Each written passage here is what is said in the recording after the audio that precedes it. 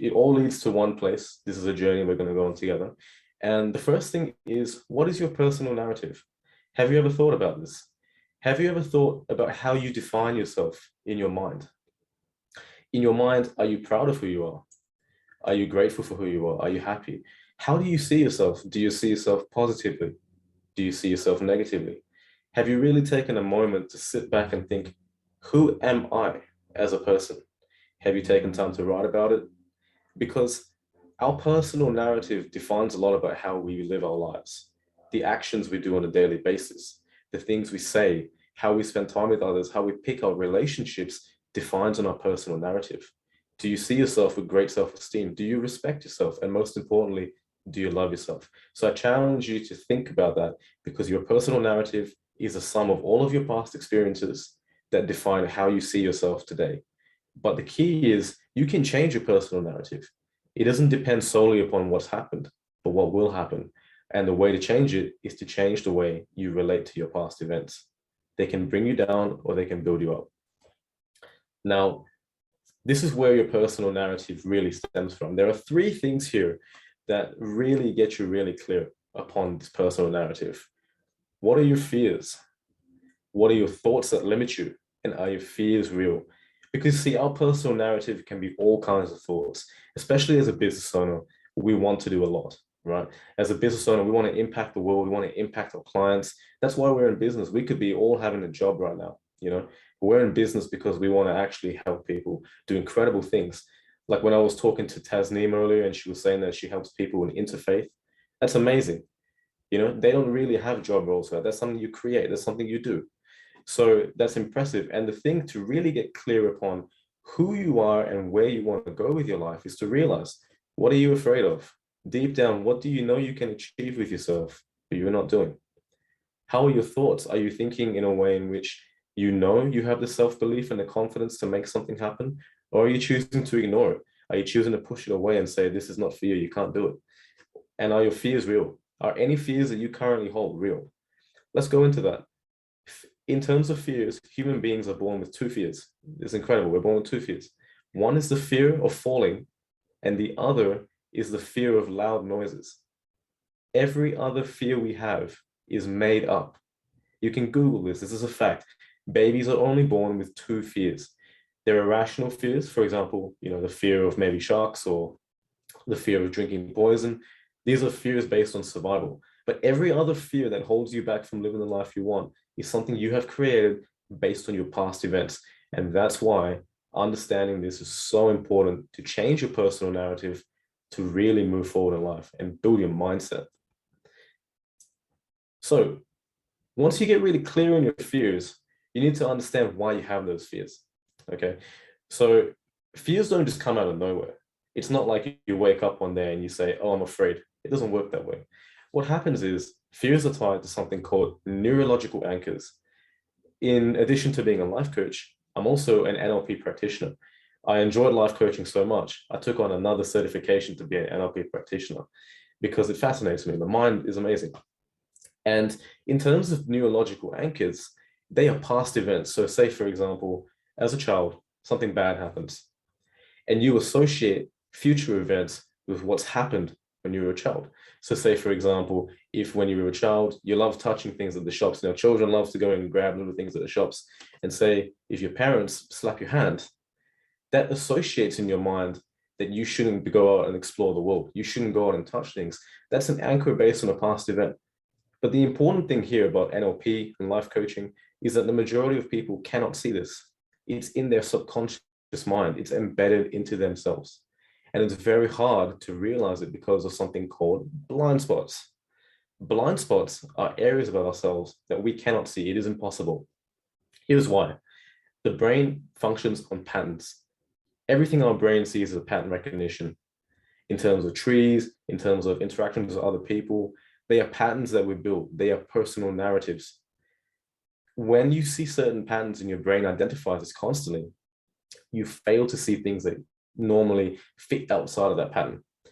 Like, for example, you may have noticed a time where you realize, oh, wow, I've never noticed that before. When you go to the shops or when you go, maybe when you drive down the road, you're like, wow, I've never noticed this before. Because your brain is so conditioned to see things in a certain way that you actually forget to notice certain details, and that's called blind spots. And that's why life coaching, NLP is so useful. And that's where your mindset truly begins to develop, because you've got to get really clear on what's holding you back to really move forward. So this is how we do it. And I want to walk you guys through a little NLP tactic here. It's called the Satir Matrix. I like to use this a lot with my clients, and I'm sure it's going to be beneficial for all of you as well. And here's what it is. So I'll give you a little bit of background. So the Satir Matrix is developed by someone called Virginia Satir. She's something like the godmother of NLP practicing or something like that. NLP was made by two men back in the late 1970s, and they adopted a lot of psychological tactics. And one is the Satir Matrix. So the Satir Matrix is a really good way to get clear on your blind spots, things that you cannot see, but you can see with objective reasoning. Because when you're stuck in your own mind and you're thinking along the same patterns, you can only begin to reinforce them. But when you take a backseat and you actually ask self questions that are not related based on emotions, but related based on factual happenstance, you can start to get really clear on your blind spots. Let me explain how to use this. So in the Satir Matrix, there is 4 quadrants. There is the will, the won't, the do, and the don't. If you have anything in your life that you want to do, or if you have anything in your life that you feel like you have to achieve, but you're not sure why you're not doing it, you're not sure why you're not taking the steps, you can ask yourself these 4 questions, and you can get very clear on the outcome, because you already know. Your brain is just refusing to show you because of those blind spots. So for example, if you want to achieve anything, let's say you want to open a podcast, you can say, what will happen if you do open a podcast? What won't happen if you do not open a podcast? What will happen if you don't open a podcast? And what won't happen if you don't open a podcast? These are all 4 different questions that are very different, because they show you every single scenario of what happens if you don't do this particular action. You see, when we operate on one narrative, say your personal narrative is, what will happen if I do, right? Say, for example, you're always thinking that, and you're negatively geared, you're constantly thinking about the worst possible thing, then that's your narrative. You're only seeing quadrant 1. But what about the other 4 quadrants? What about the positive things that can happen? What about all the good things that can happen? What about the things you can gain? What about the ways you can impact others? You don't see this unless you ask yourself first. And that's why it's so important to have tools that allow you to dig deep into your mind to realize what you already know, but you're just choosing not to see, right? And that's where it comes back to your personal narrative. Now, moving on from the Satir Matrix, and I'll share this with you guys later as well, so you can use these logical, objective reasoning in your own lives. There is a way to build mindset. See, mindset is not something that you just say, okay, I'm going to have a better mindset. It doesn't work that way. For example, if you try and build a habit, let's say you try to exercise every day, and you've gone from never exercising, like you literally, like say you just never exercise, and on New Year's Day, you're like, I'm going to exercise every single day this year. How many people do this, and how many people fail? I talk to so many people that do this, and they fail every time. Why? Because they set themselves something without doing the work first. It's like going to the gym. You've never gymmed in your life, and you try to lift 100 kilos. You're going to break your back, right? You have to train, and training is absolutely important. There is a quote that I live by. It's called, you don't fall to the level of your expectations. You fall to the level of your training.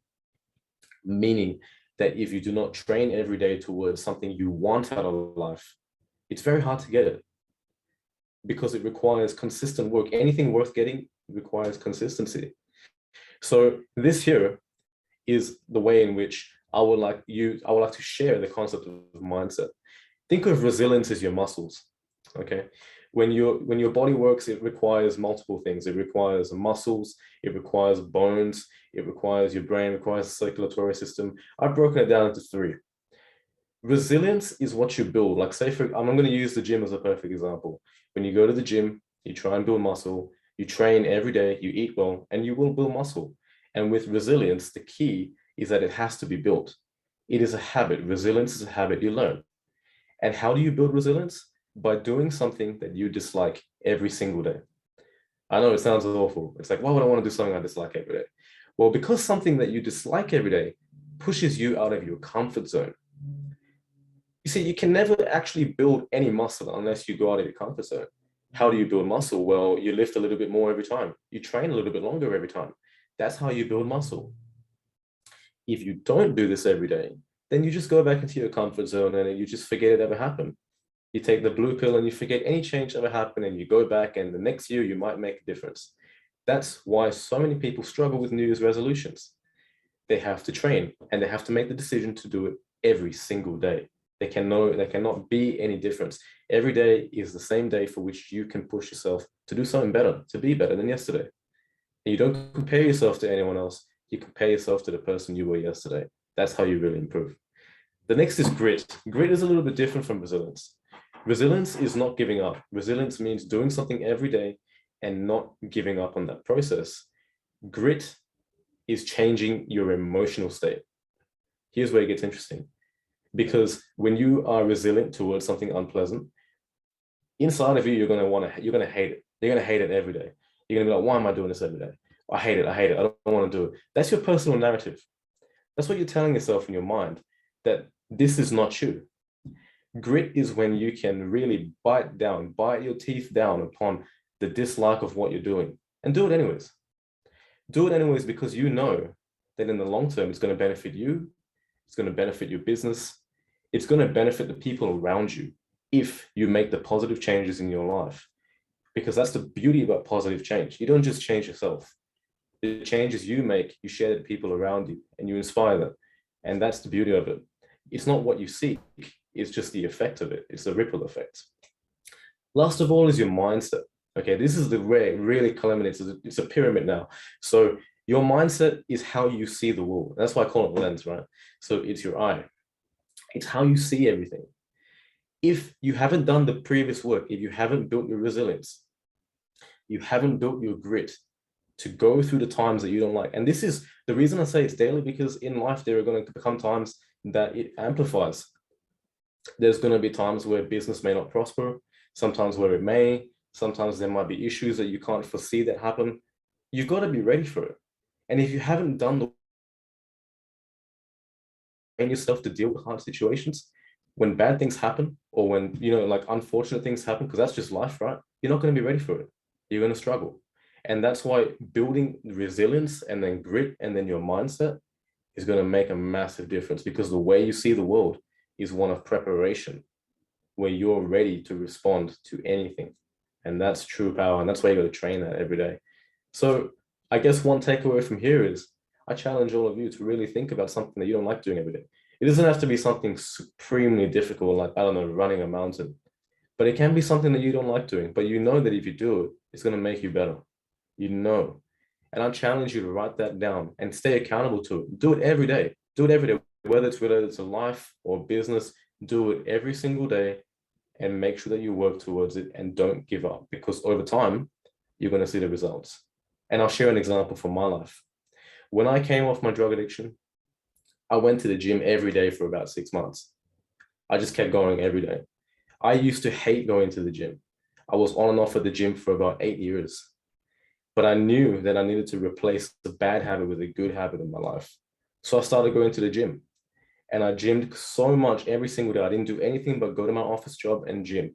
But every day I'd push myself harder and harder and harder, nonstop, every single day, to the point where it's just impossible for me to give up. If I go for a super long run, I don't give up. If I go to the gym and I train, even if I'm tired, it might be midnight, I don't give up. It doesn't matter, because I've trained. I've trained for so many years now. It is impossible to give up. The concept doesn't even apply anymore. And that's where mindset comes in. And how you can keep yourself going is with one very important factor. It's how you see obstacles. See, on the map, in the future, on the horizon, there are always obstacles. It's inevitable. It's life. Life is never going to be perfect, but life is how you make it. So when you see obstacles coming your way, some kind of difficulty, there are two ways you can respond. One, you can run for your life and you can say, I don't want to deal with this. Let's just procrastinate it. Let's forget about it. Or two, you can face it, because every obstacle is an opportunity. While it's difficult and you might lose something, you might gain something, it's an opportunity for one massive thing, and that's learning, experience. Learning and experience are invaluable. You can never buy these two. You can never buy them because you can learn from all the books you like, but you can never learn from the experience of life because that stays with you forever.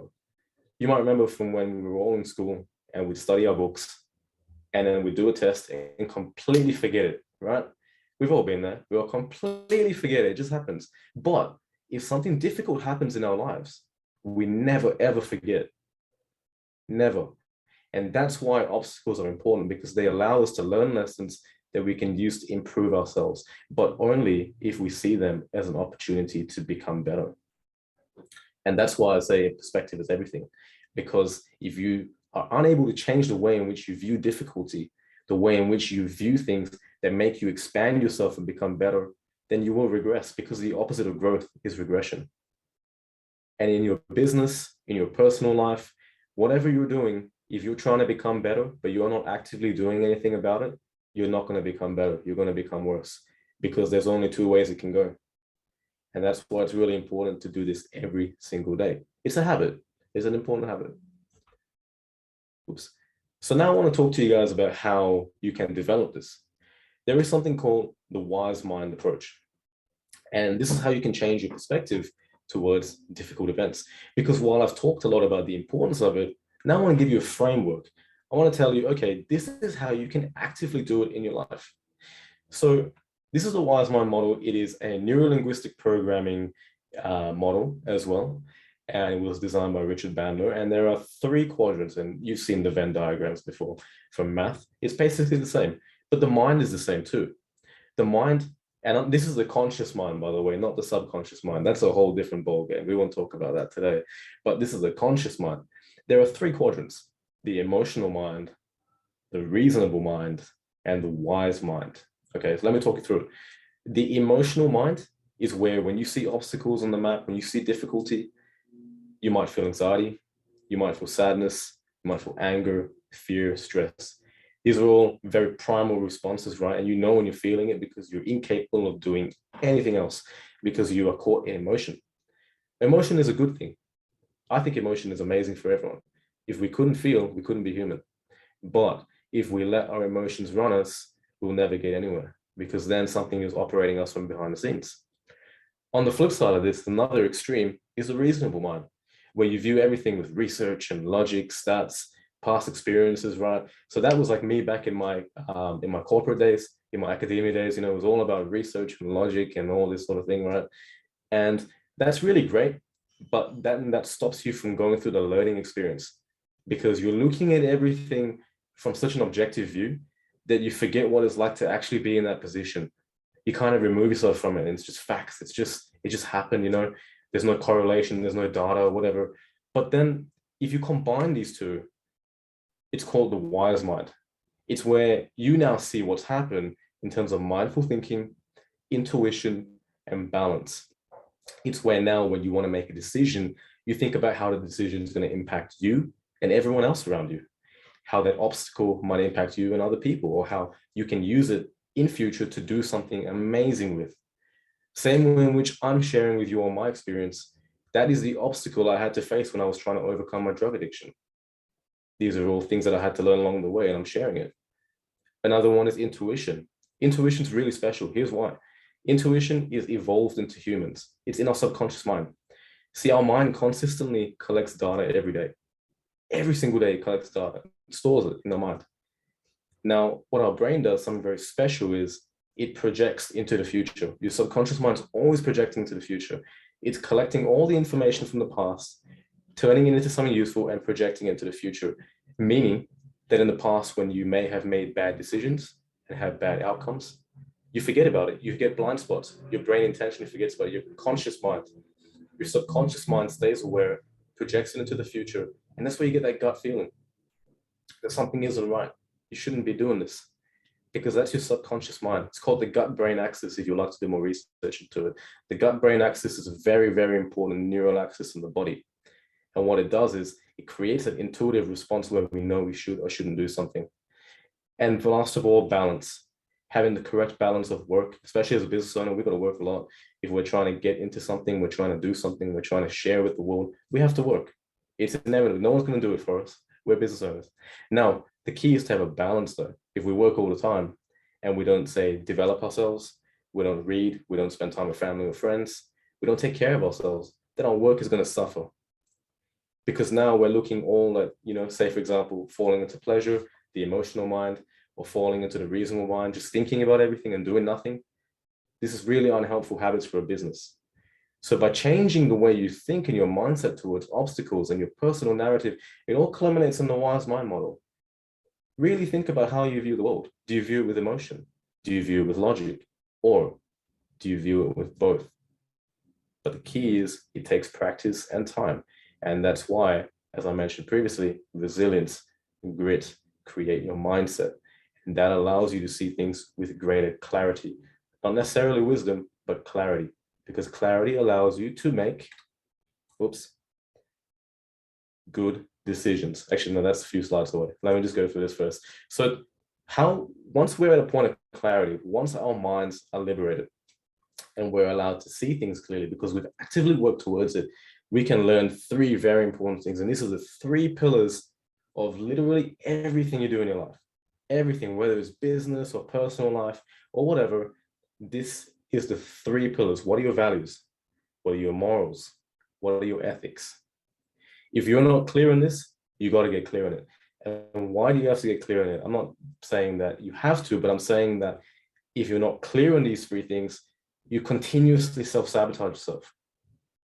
Because if you know something goes against your values, like say, for example, if you're really against stealing, you're really against it, but then you get persuaded to go to the shop and you steal something, how does that feel? It feels awful, right? The feeling on the inside, there's nothing worse than that. When you go against your values, when you go against your morals, you go against your ethics, there is nothing worse than that feeling. And every time you do it, you chip away at yourself a little bit more, a little bit more, a little bit more. You devalue yourself. You lose your self-respect. You lose your self-esteem.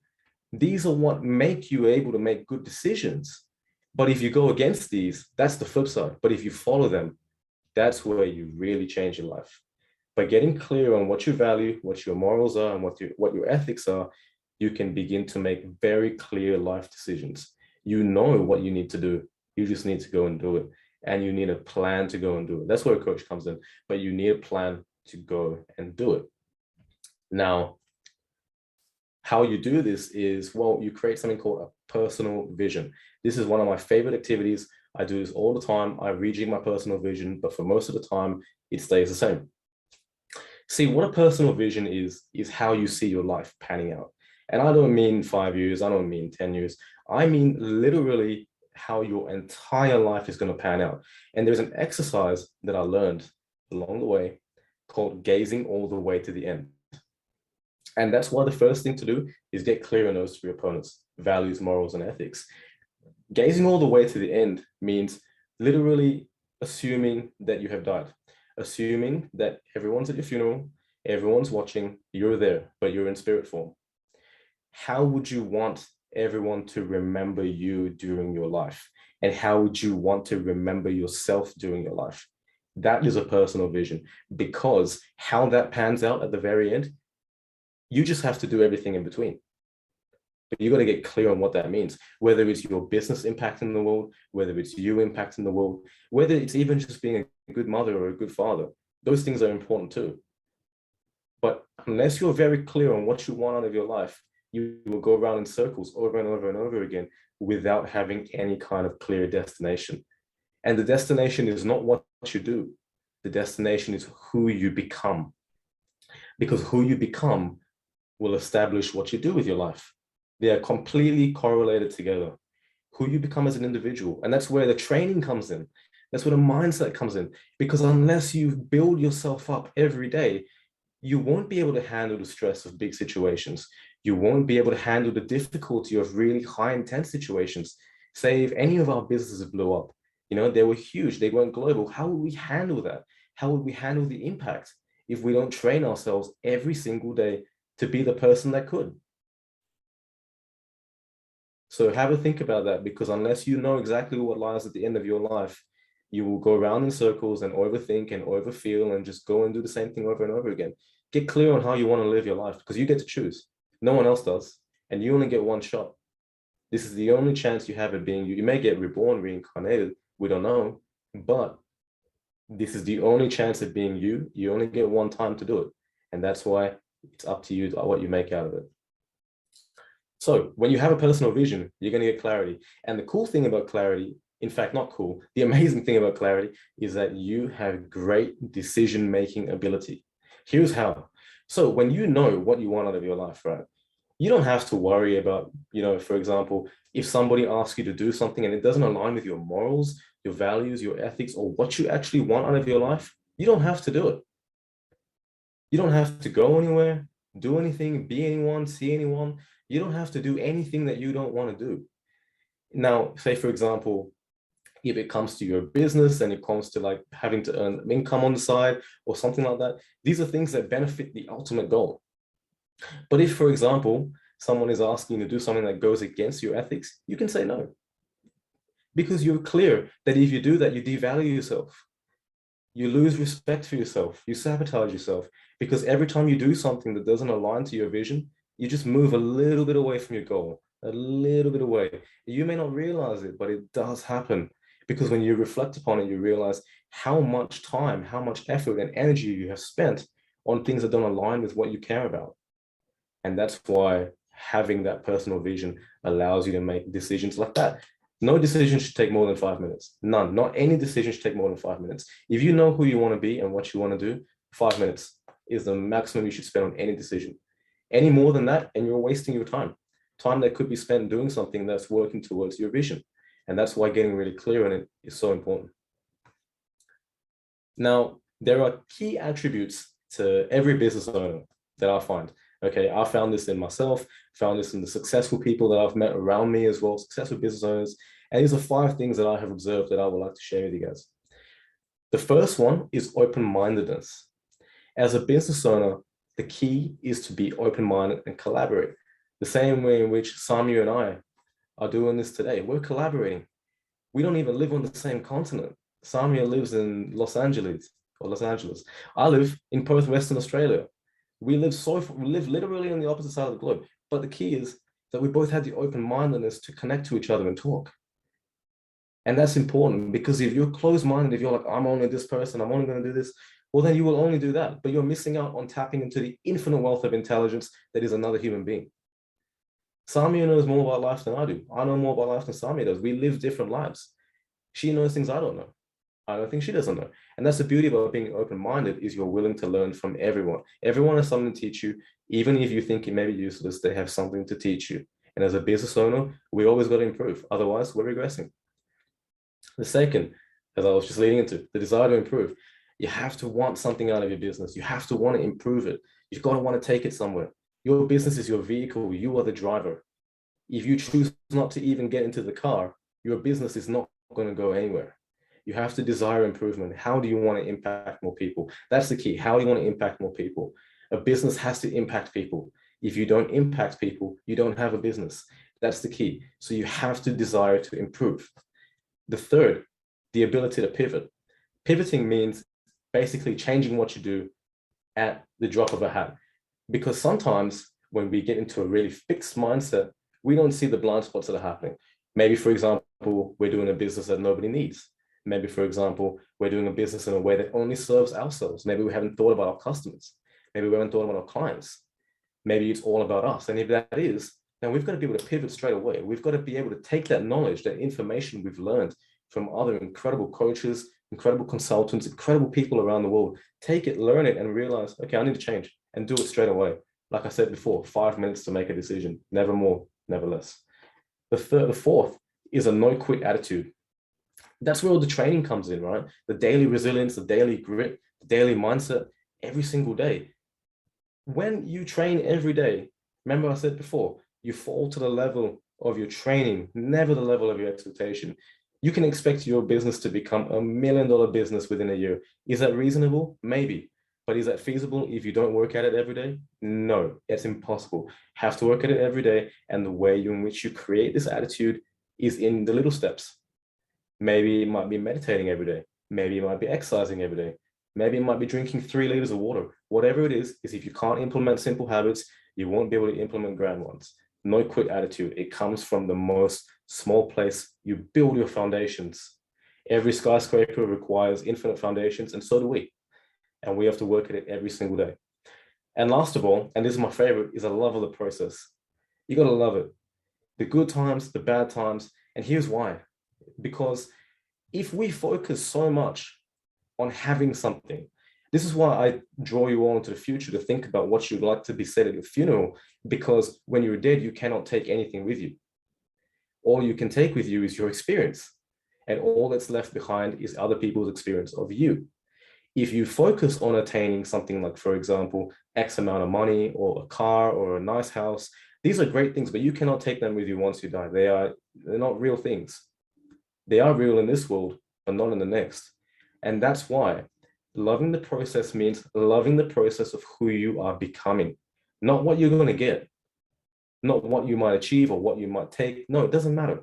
What matters is a love of the process of you becoming better than you were yesterday, tomorrow becoming better than you were today. Every day is a journey. Every day is an adventure. And in little ways, if we record it, this is why gratitude journaling is really important, because it allows you to record your process. You see, sometimes life moves quickly, as we all know. It's already 14th of January. That's insane. Christmas was 20 over days ago.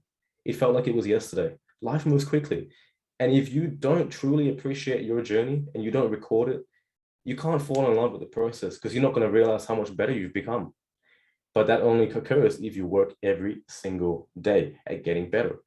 And if you love the process of who you're becoming and you're not attached to an outcome, you're infinite, my friend. You can be anything you want because you're falling in love with yourself, you're respecting yourself, and you're showing up for yourself every day.